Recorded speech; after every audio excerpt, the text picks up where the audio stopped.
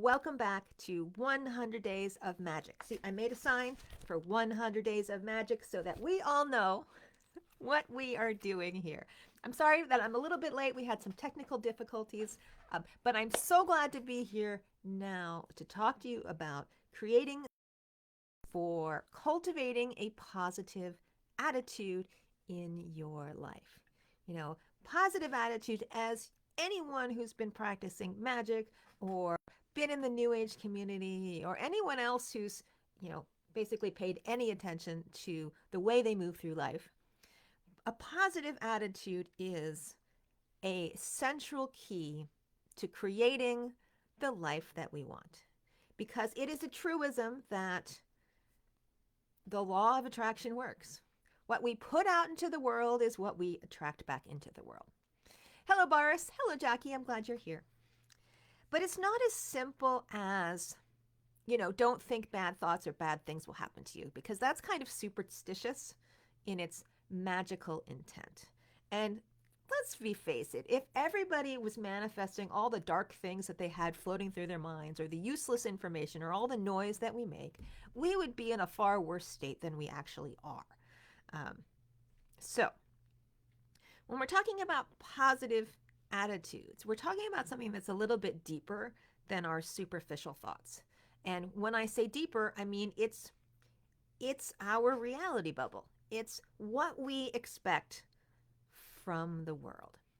And yesterday we talked about the planets that are involved with this, that Jupiter and the Sun are the key players in cultivating a positive attitude because Jupiter uplifts us and connects us to spirit, helps us to cultivate things like gratitude, whereas the Sun helps us to see clearly what is, as opposed to all of our fears and projections. So somewhere in between those two things, seeing what is for what it is and helping us connect to spirit is what's going to help us release that negativity and cultivate something more positive. Now, we'll talk about a spell in a minute for anchoring this intention in our physical world, because when we anchor things, they help us to consciously remember to do them. I mean, that's why spells can work without physical stuff around us. We can simply have a really clear intention and things will manifest and begin to change. We've all seen that happen amongst ourselves. I mean, even Jackie's seen that happen. She hasn't even done her spell for learning how to improve her discernment, use more discernment in the world, and she starts thinking about it, and discernment little examples start popping up all over the place. That's the power of attraction. We make things physical because it's kind of like the staple it to your forehead effect. Sometimes our brains are so scattered, we totally forget what we're even doing. We lose the plot. We lack mindfulness. And the physical reminders help us to slow down a little bit and begin to make space for this new thing that we're creating in our lives. But when it comes to positive attitude, one of the first things before we even start a spell work that it's useful to be able to recognize is that whatever emotion you are having at any point in time can be shifted and changed to another emotion. And I'm not dissing the power of emotions. We need emotions. They're the soundtrack to our lives. But we do have the capacity to change the radio station, especially changing the radio station from if they have similar levels of energy behind them. So you can manufacture a feeling of happy. I'm happy. You can manufacture a feeling of, oh, I feel terrible. All emotions are potentially there for us to tap into at any point in time. Otherwise, the entire acting profession would be out of business. It is within our minds to generate different emotional reactions. So I know that might be foreign to a lot of people, especially if you're used to thinking of emotions as the most honest thing you can experience. They're really not. They're habits, and they're habits based on the judgments we make for thoughts. If you learn how to change your judgments on the thoughts that are happening, your emotional changes will follow really rapidly. This is important if you start doing magic on a regular basis, because if you're furiously angry and start doing magic, you're going to get difficult results. You know, you either need to be in a calm place or at least in a semi-contented place, or what you attract to you is going to be probably not to your liking. So the easiest way I have found to shift emotions is to simply remember an experience when you were having the emotion that is your desired experience.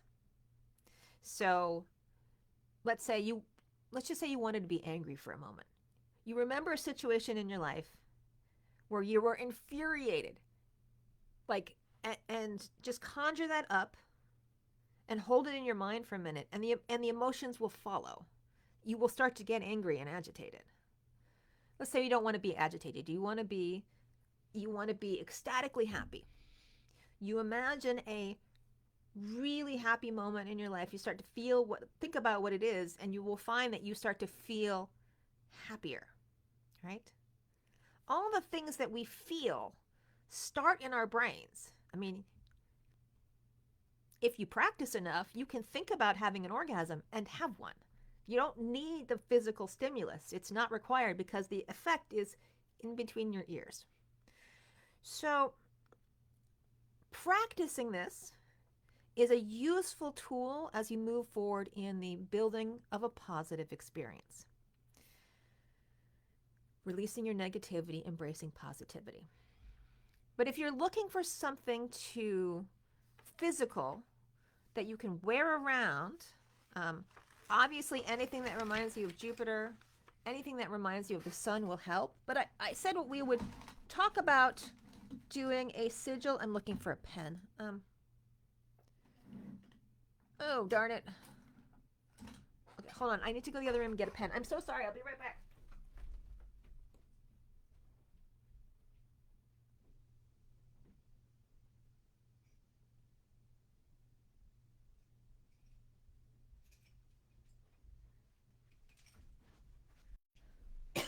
Sorry about that. What is it about knowing astrology that all of your friends and family members all of a sudden think that they need to pick up everything that has an astrological symbol of your birth sign on it and give it to you for a present over time? I'm just saying. I feel like I should buy a complete set so I always can have the appropriate teacup to give to my client when they come and visit. All right, so let us imagine we're going to make a sigil for experiencing a positive attitude. The power of sigils is that they can speak directly to our subconscious minds. We said before, our subconscious minds think in symbols. And anytime you make a symbol, it's resonating on all those deeper levels. So a sigil falls into two categories. They've been most commonly used in the 20th century as part of chaos magic, but they have a far older history of being part of a symbolic language. And in some ways, you can think of Egyptian hieroglyphs as being a wide array of sigils that were used because in Egyptian thought, the word was the thing. And there was a really direct connection between the two of them. So sigils fall in two generic categories. There's the one category where they are symbol pictures. So you doodle something that reminds you of what you are trying to experience. So if you were trying to experience, let's say, a positive attitude, and you were doodling sigils, it might be as simple as coming up with the classic smiley face for cultivating your positive attitude. There's no reason this can't be a sigil. I mean, it's iconic. It's going to speak to what you're trying to get at. And nobody's going to, your subconscious is not going to doubt what this is about, right? But let's say you want to be a little fancier than this.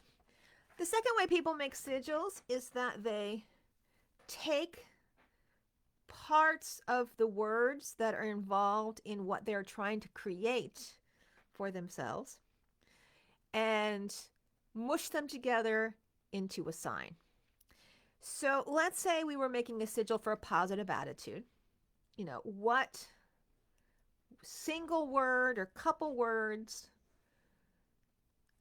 would relate to that? You could just say you want a positive attitude, so all you have is a P and an A to work with. You could just have positive.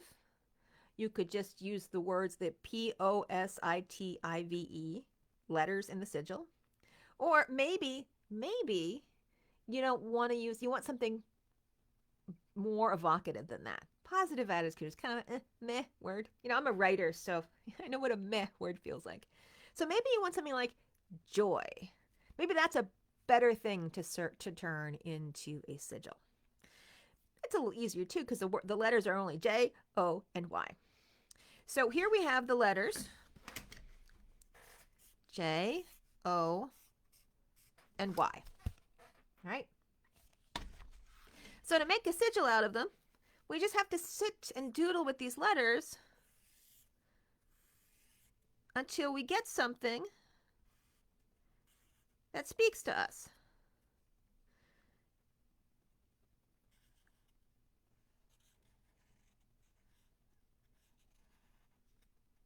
All right, this one's kind of funny.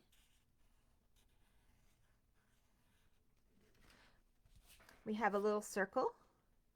This has the letters O and Y and a J. It also kind of looks like a cocktail. Maybe you would find that funny. But you don't have to do it that way. You can also turn them and rotate them. You can even duplicate them.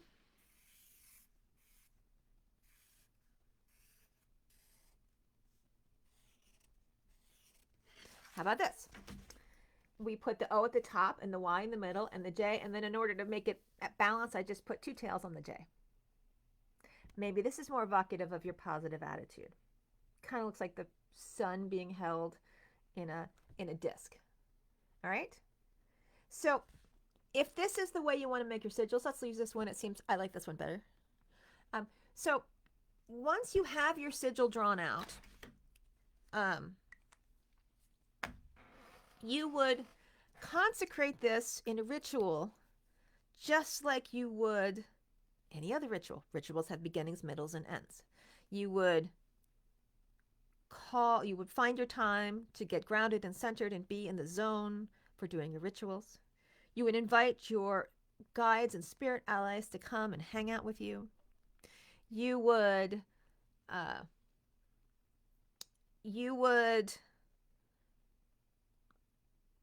state your intentions.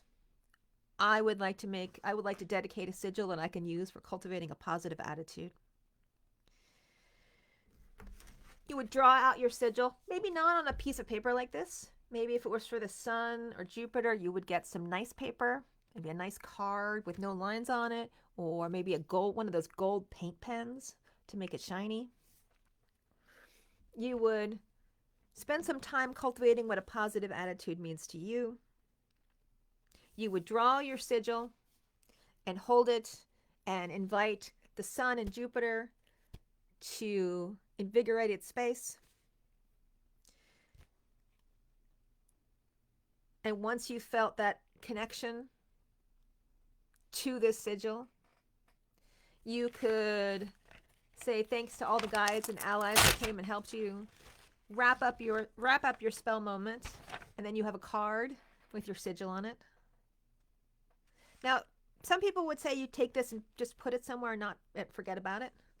But I'm a big fan of taking these sigils and putting them places where you can see them. So you could either make a little drawing of this on a disc that you wear around under your clothes, or you could take that one that you consecrated and wrap it up and put it in a little bag. You could find rocks outside. They're great. Find a little tiny pebble outside and use your paint pen and write on that for your sigil, just like a rune stone. So you've got lots of options for how you can interact with this. This might be one of those things that would be really worth to have like a stone in your pocket. because every time you stuck your hand in your pocket, you would remember the sigil that you're working with. All right? So it's really not that complicated to create spells. Once you understand what you have to work with, and once you put it in the container, like the little concentration vessel, you invite your guides, you get calm and centered, you switch your mindset, you invite your guides to come and help you, you state your intentions that are really clear for what you're doing, you perform your little act of magic, and you add the energy to it that it needs, the oomph to get it done. And then you thank your guides and you end your ritual, and then you begin to incorporate it into your world. All right? So, tomorrow we're going to talk about what to do after this ritual, what we can do with our little sigil. One last thing about sigils. If you're going to make sigils, it is better to make them for yourself than to copy someone else's. I know other people might disagree with me, but I am a big believer in the more energy you put into the creation of your magical acts, the more it becomes personal because you invented it, the more potent it's going to be for you. That doesn't mean that you can't read books and things to get ideas for what other people are doing. That doesn't mean you can't watch me to get some inspiration. But at the end of the day, if you can get over your fear of I'm doing it wrong, because you're not, if you're putting your heart in it, you're not doing it wrong by definition. You're going to get a better result at the end of the day. All right? Okay, I got to run. This is a crazy, crazy day for me. I'd love to continue this conversation and talking about positive attitudes tomorrow when we discuss what to do after the spell. So until then, just write stuff in the comments and I'll get back to it later. Take care, everyone.